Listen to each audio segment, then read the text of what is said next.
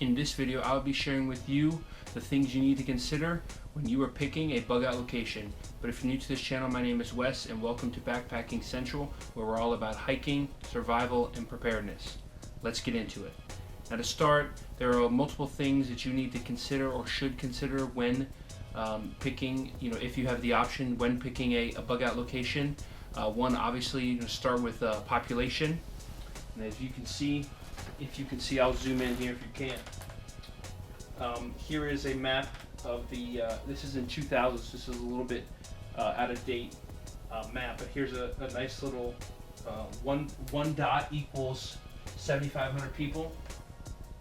So you can see where the densities of the population is within the U.S. here, and generally these are obviously concentrated in the major cities. And here's another article I found. It states that half of the population of the U.S. lives in 146 counties. And here's another, map with some red marks in places like L.A., San Diego, Seattle, Dallas, Houston, Miami, New York, Boston, Chicago, D.C. The obvious, places where you would think that people are more concentrated. And another thing you need to consider or should consider is the nuclear power reactors. Here's a map from nrc.gov of the reactors, where the reactors are and how many there are. As you can see here on the map, it shows for the legend, 1, 2, and 3 units, and where they are concentrated generally on the eastern half of the U.S.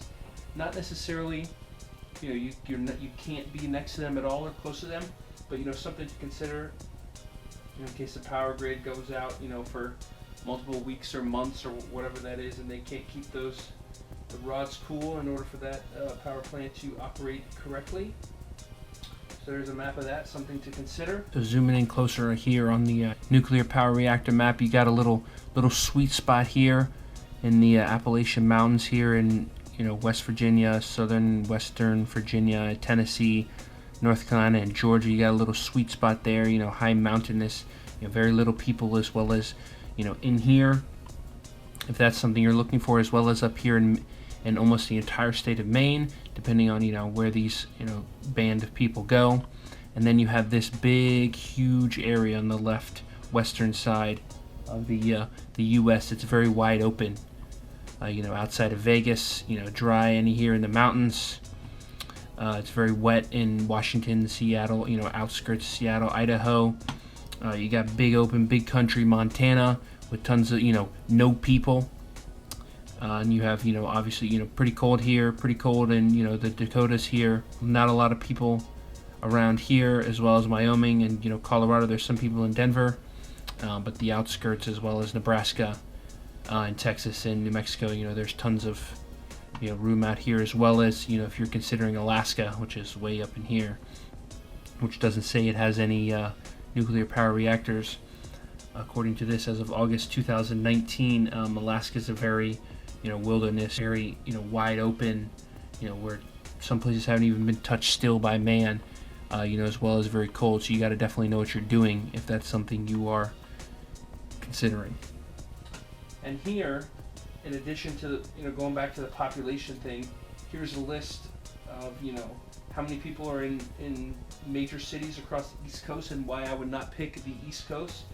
There are 8.5 million people in New York City, 700,000 almost in Boston, 600,000 in D.C., 1.5 million in Philly, 3.5 million in Connecticut, and within those locations, farthest from D.C. all the way to Boston is 7.5 hours, and those cities are all within that 7.5 hour drive. That is 15 million people, a little over 15 million people.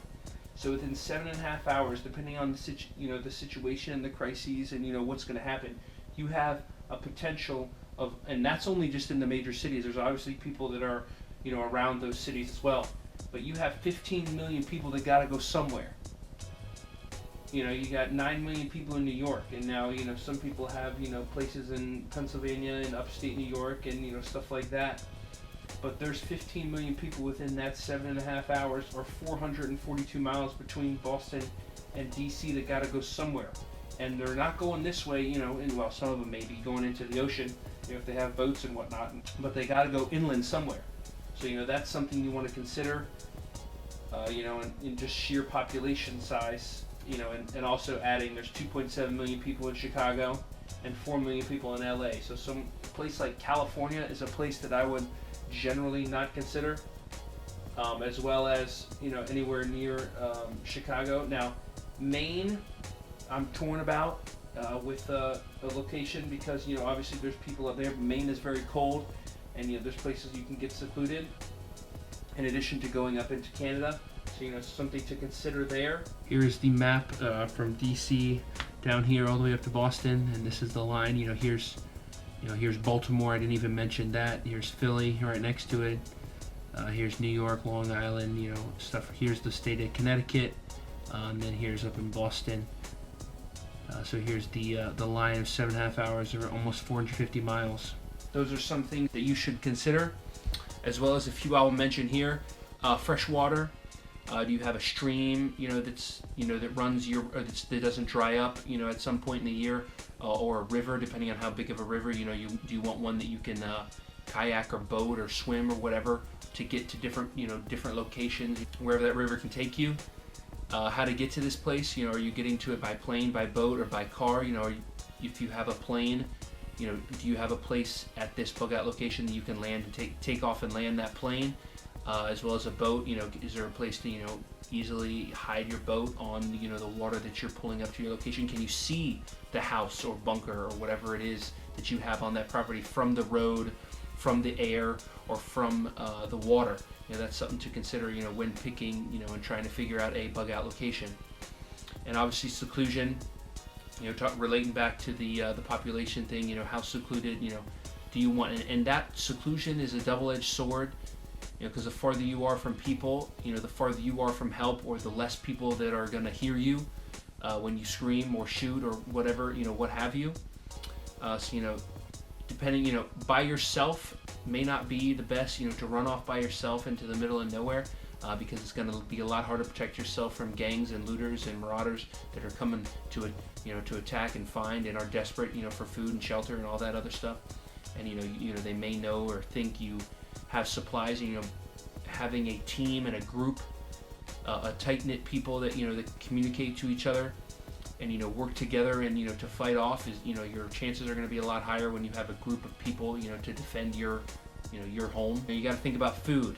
How much acreage, how big a plot of land that you need or should have. With growing livestock, growing crops. How long is your crop season? Which also, relates to weather. What kind of weather threats do you have? Are you, in, where hurricanes hit? Are you where tornadoes are?